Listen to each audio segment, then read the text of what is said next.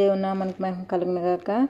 ఆమేన్. ఈరోజు ప్రశ్న, యేసు వస్త్రపు చెంగును ముట్టి స్వస్థత పొందుకున్న స్త్రీ ఎవరు? మరొకసారి ప్రశ్న, యేసు వస్త్రపు చెంగును ముట్టి స్వస్థత పొందుకున్న స్త్రీ ఎవరు?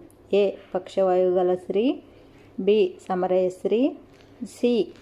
ఏ. పక్షవాయువు గల స్త్రీ, బి. సమరయ స్త్రీ, సి.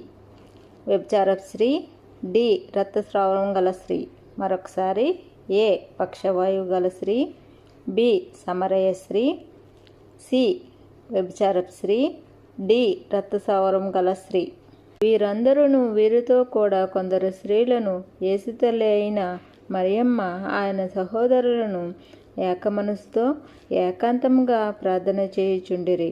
ఆ కాలమందు ఇంచుమించు 120 మంది సహోదరులు కూడి ఉండగా పేతురు వారి మధ్య నిలిచి ఇట్లనెను, సహోదరులారా, యేసు పట్టుకొనిన వారికి త్రోవ చూపిన యూదాను గూర్చి పరిశుద్ధాత్మ దావీదు ద్వారా పూర్వము పలికిన లేఖనము నెరవేరవలసియుండెను.